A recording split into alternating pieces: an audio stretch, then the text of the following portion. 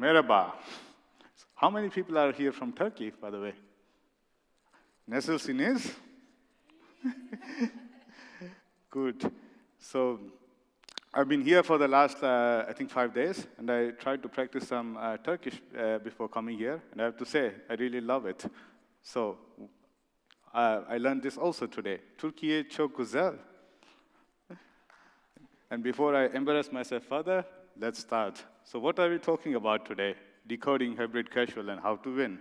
Big topic, right? But before that, who am I? I'm first of all father to the toughest negotiator in this world. You guys think you can negotiate? Try 10 minutes with this guy. Like you won't last. And he also knows one Turkish word, baklava. So I have a task. And apart from this, I'm also the head of publishing at Sunday. And who is Sunday? Apart from having the coolest logo in the world, it's literally cool, right? We also develop and publish next-gen casual mobile games.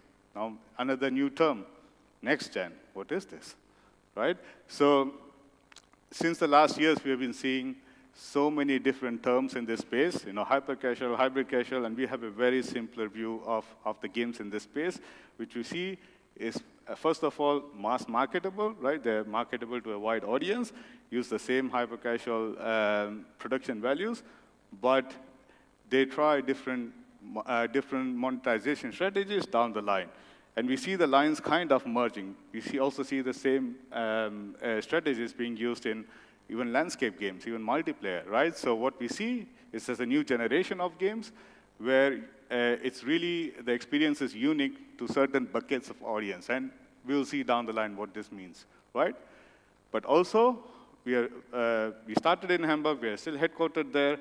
Then we started an office in Berlin, then in Munich, then in India, and now, this year, in Istanbul.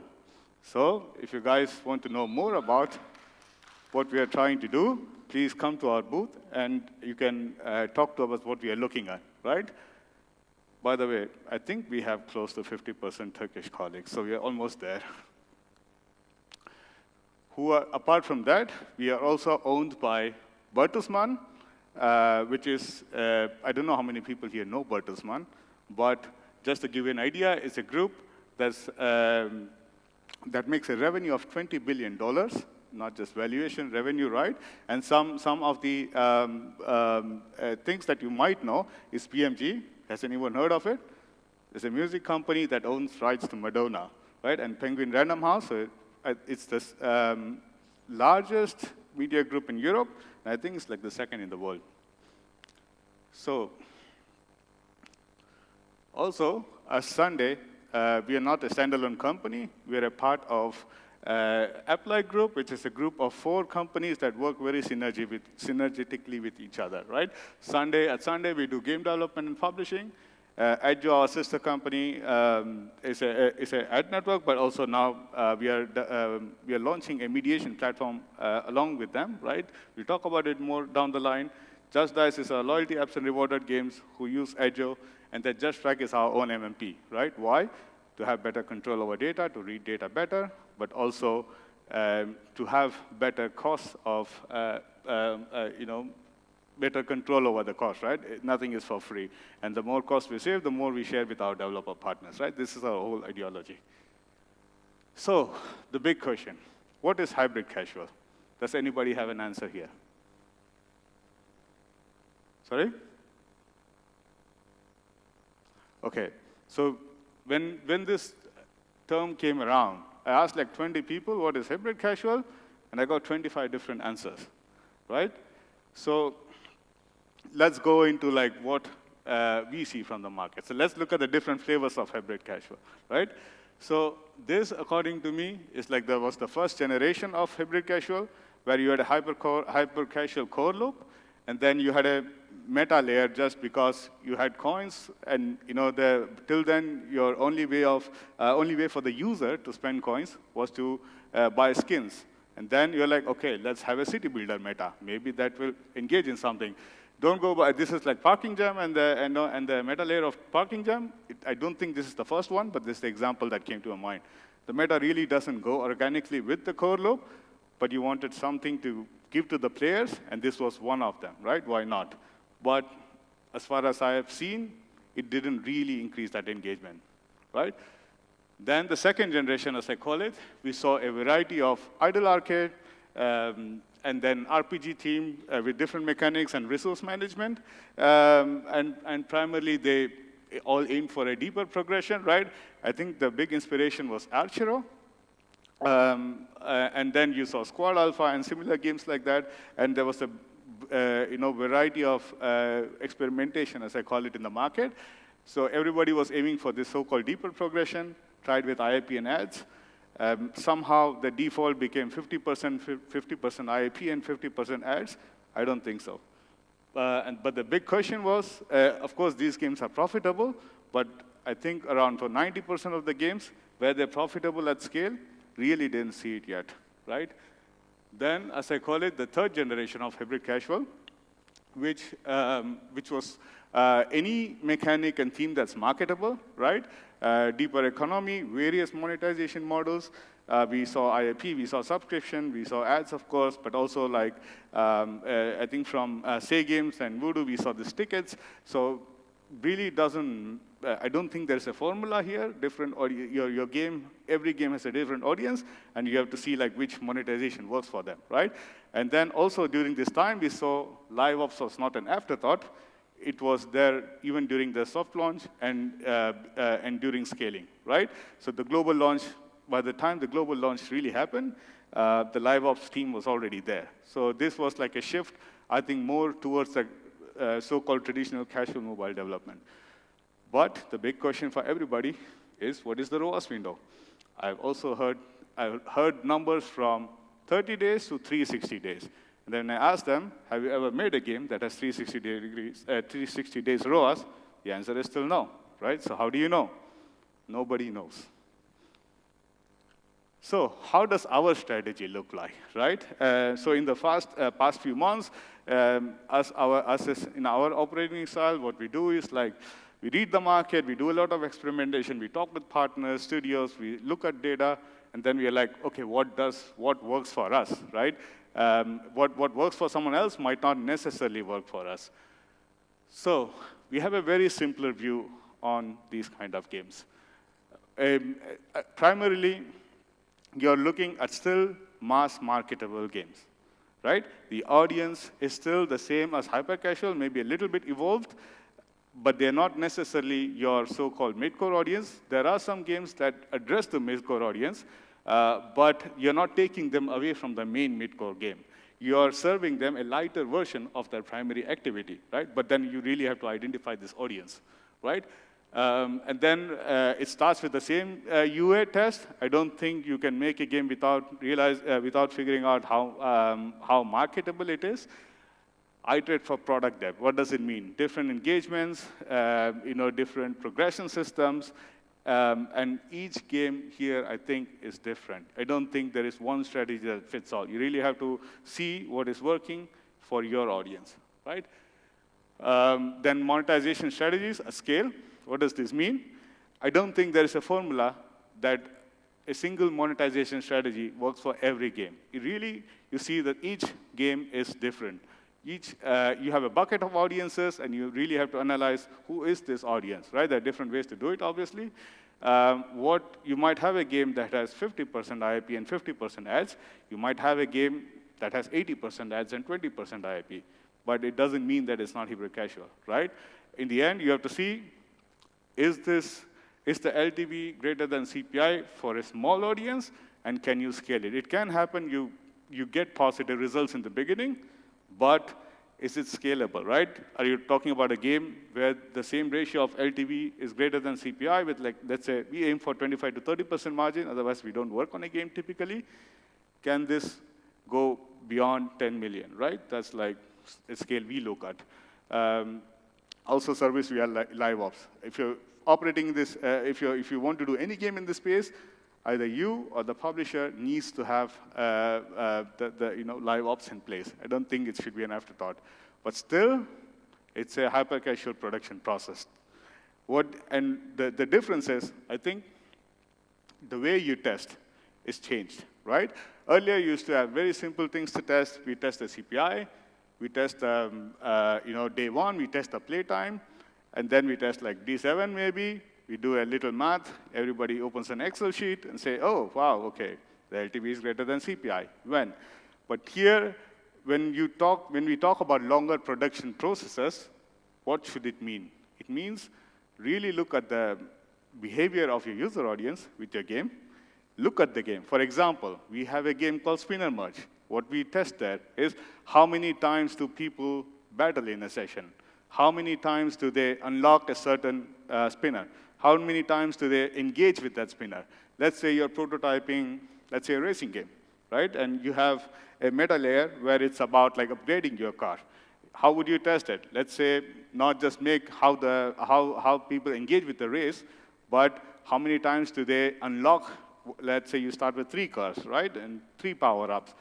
Does it really lead to, each unlock leads to a better engagement? Or does each unlock leads to a churn, right? These are the various things you need to check. You need the right tool for it, obviously. Use our own tool, Just Track, where we can create all kinds of custom events, and we can test these things. But if you're self-publishing or if you're working with a publisher, make sure you have the right tool, right?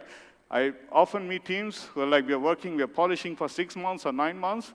The question is for what? Like, what are you doing this for, right?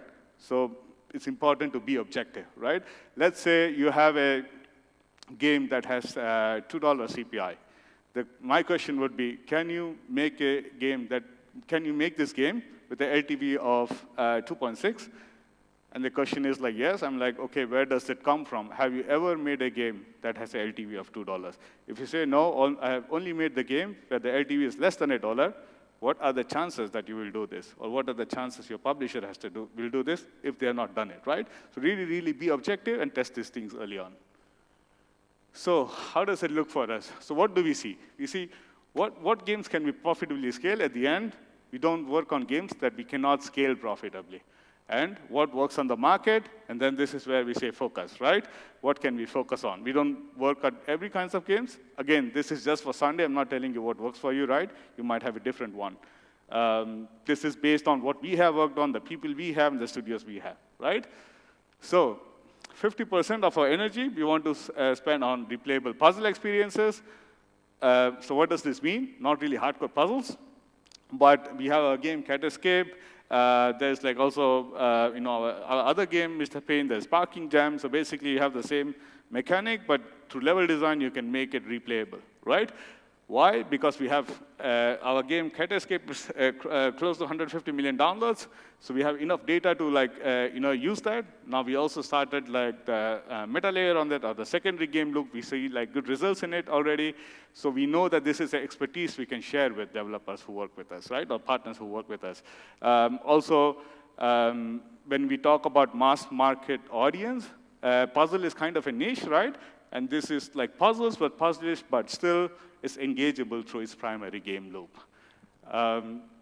Then what we see 20% where we want to focus on is what we call power progression plus meta, right? So mob control, you have squad alpha, the big inspiration being Archero. So you have a core loop, you become more powerful by playing, you grind, you unlock, you become more powerful, and it attracts a specific kind of audience, but that itself is a big niche, right?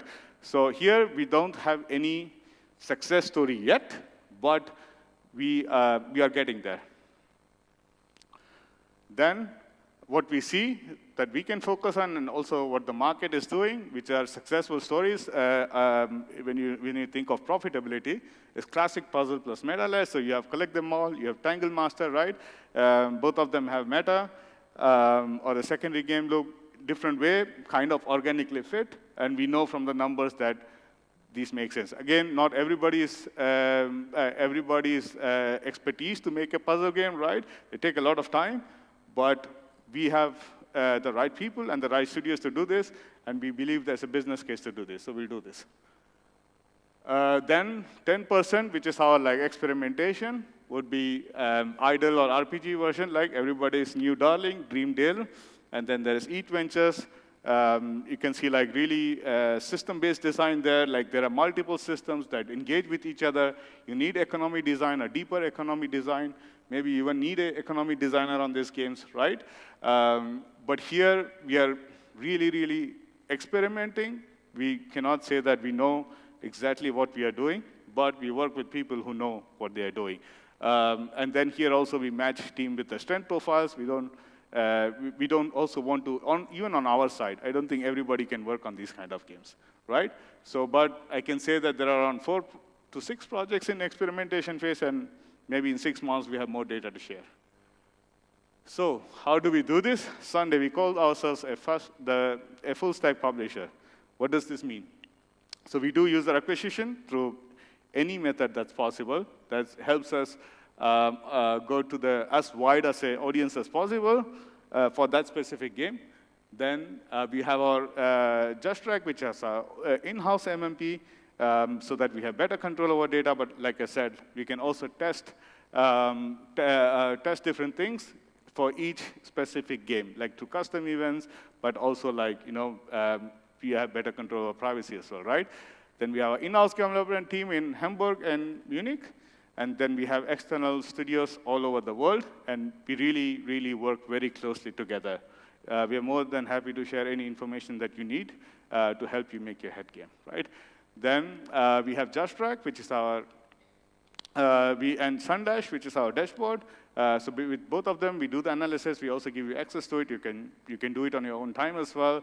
You can challenge our hypothesis. So we make the tools available for you to also grow, right? And then the big bet for us is our in-house mediation Wave, along with our sister company, Edgeo. Why we are doing this? We are still focused on games where the majority of the revenue is through ad revenue. Why? Because we are backed by the biggest media company in Europe, but also we believe there's still so much out there. And I don't personally believe that magically, if you introduce IAP, your audience is going to just take out their card and put their numbers into it and give you, give you money, right? You're still serving a specific kind of audience. They're looking for premium content, but that doesn't mean that IAP is the answer. There are different ways to achieve this. On one side, we're increasing the product depth. On the other side, I don't know how much you guys know about mediation networks in general, but there's a black box system. You do not know how much each one is bidding, so you do not know the revenue share exactly. But with Wave, it's going to be the first transparent system where everybody knows what the bid is. The whole money comes to the publisher, and the publisher pays Wave a SaaS fee, right? So everybody benefits because everybody wants to get the best audience, so you can bid higher against each other. And we benefit because being a sister company and also they're guinea pigs, we have a 0% rev share with them, so we can share more with our partners. The 3 pillars to support the strategy of ours. First is product. We're doing deep experiments inside the company, but also with studios to get product expertise on these different buckets I showed you. We invest in the right people, also both internally and externally, where we get the best people out there to focus on these kind of games, not just like learning from the past experiences, but also us internally unlearning from our own past experiences, which I think is the bigger challenge than learning, right? But also investing in studios to get them the right people. For example, we work with studios as a consultant and say, like, we have a strength profile, we help you identify your strength profile, and let's say you have never done a puzzle game. Let's say you've done a runner game, What's the odds that you're going to make the next puzzle game?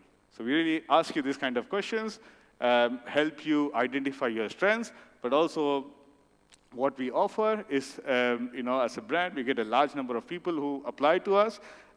We help you connect with those people to say, hey, you need these kind of resources, so why don't you work together? Because we don't need to hire everyone, right? But also, if you do not have the right setup, the right people will not join you. So we also help you that via investments or whatever, right? And we don't take equity. So now, finally, what's the secret sauce to win hybrid casual? There is no secret ingredient, right? There's really nothing. So here's how I would say Identify your strength profile. Don't go for everything, right? If you want to make the next dream deal, really, really ask yourself, do you have the right people? Do you have the right experience? Do you have do you have the right partner to make this game, right? If not, probably the chances are low. It still should be HC production values. Really be agile.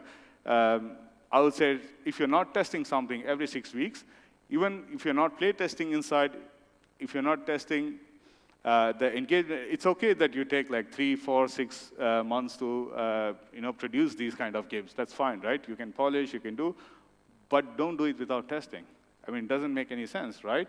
Like, what are you building towards? We have had cases where we have seen projects working for 3 months or 4 months, and the CPI suddenly is 3 times, and you have not planned for this kind of LTV. So how is it going to work, right? So always make sure that every 6 weeks or 8 weeks, have a check on the key metrics that they're still stable.